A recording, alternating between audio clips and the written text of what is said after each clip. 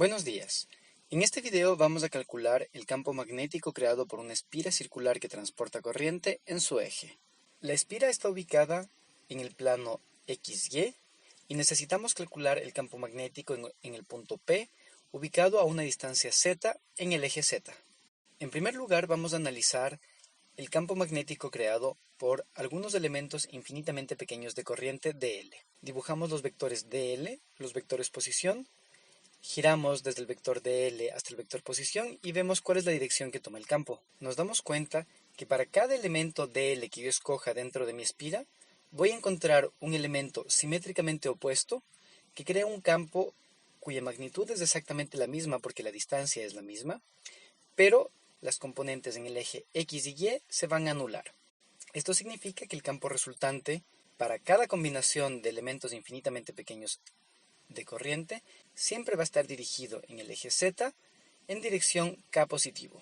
Es decir que por simetría podemos llegar a la conclusión de que una espira que transporta corriente crea un campo magnético en su eje que tiene solamente una componente en el eje Z. Abrimos la multiplicación vectorial y nos damos cuenta que el vector dl y el vector posición son siempre perpendiculares. Eso significa que podemos abrir la multiplicación vectorial en función de los módulos, y como ya conocemos cuál es la dirección, lo único que tenemos que hacer es calcular el campo en Z. Determinamos el campo en Z considerando un ángulo θ que enlaza el módulo total del campo con su componente en Z. Determinamos ahora las variables dl y r cuadrado de forma explícita. dl es un diferencial de longitud. En este caso, todos los diferenciales de longitud están en una circunferencia.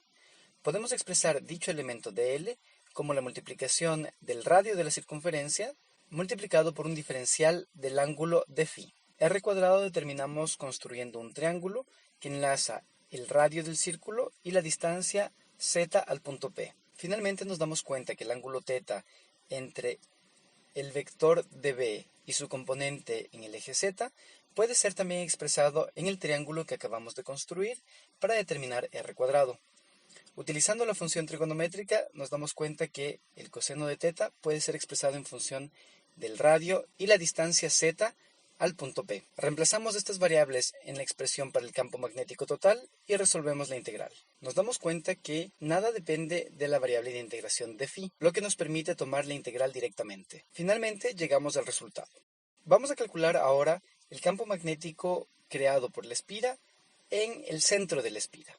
Es decir, vamos a eliminar la distancia z que existe desde el centro de la espira hasta el punto P a 0. En este caso nos damos cuenta que cada elemento infinitamente pequeño de corriente dl crea un campo en el centro de la espira que no tiene componentes en los ejes X y Y.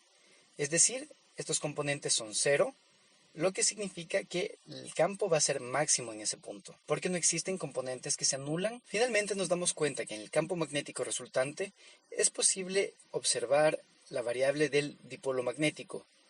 Recordamos que el dipolo magnético es corriente multiplicado por el área y el unitario de área. En este caso, pi por r cuadrado es justamente el área que encierra nuestra espira, el área del disco. El vector k define justamente el vector unitario de área. Y finalmente, si es que multiplicamos por i, tenemos el vector dipolo magnético. Es decir, el campo magnético que crea una espira es proporcional al momento dipolar magnético que tiene esa espira. Vamos a resolver el mismo ejercicio sin consideraciones de simetría. Y esperaríamos que la multiplicación vectorial finalmente nos muestre la anulación de las componentes i y j. En este caso vamos a definir el vector dl. Vamos a trabajar otra vez en coordenadas cilíndricas, lo que significa que el vector dl lo podemos expresar en función del unitario φ. En esta expresión olvidé la flecha del vector dl. Ahora determinamos el vector posición, que como siempre es el vector que va desde el elemento que crea el campo hasta el lugar en el cual nos interesa calcular el campo. Este vector lo determinamos con la ayuda de los dos vectores auxiliares r' y r grande. Ponemos atención que el radio de la espira R mayúscula no es el módulo del vector R grande. Hay un problema con la definición de las variables que por favor les pido que tomen en cuenta para no confundirse. Expresamos el vector R' que va desde el centro del sistema de coordenadas hasta el elemento que crea el campo en función de vectores unitarios y j, y el ángulo φ. Reemplazamos todo esto en el vector posición y finalmente determinamos r cuadrado. Reemplazamos todas estas variables en la expresión para el campo magnético y calculamos las multiplicaciones vectoriales de los vectores unitarios. Expresamos el vector unitario φ de coordenadas cilíndricas en función de los vectores unitarios y j de coordenadas cartesianas. Podemos comprobar esta expresión para dos ángulos diferentes. En este caso nos damos cuenta que la expresión es correcta y la reemplazamos en la fórmula que tenemos para el cálculo del campo total. Utilizamos la propiedad distributiva de la multiplicación y hacemos la multiplicación vectorial de cada uno de los vectores unitarios. Para esto recordamos que la multiplicación vectorial del mismo vector es siempre 0. Ahora recordamos que vamos a integrar la variable de φ. Y la función a integrar es una función periódica, seno de φ, en el caso de menos j, y coseno de φ en el cuarto término de la expresión a integrar. Una función periódica integrada con límites de integración del periodo siempre es 0. Como podemos ver, el resultado final tiene componentes exclusivamente en K. Esta conclusión la habíamos obtenido antes utilizando ciertas condiciones de simetría y evidentemente la resolución estricta matemática nos tenía que llevar exactamente al mismo resultado. Finalmente, el seno cuadrado de φ más el coseno cuadrado de φ es 1, lo que hace que absolutamente ninguna variable dependa de la variable de integración. Y llegamos exactamente al mismo resultado que habíamos obtenido con el método anterior. Muchas gracias.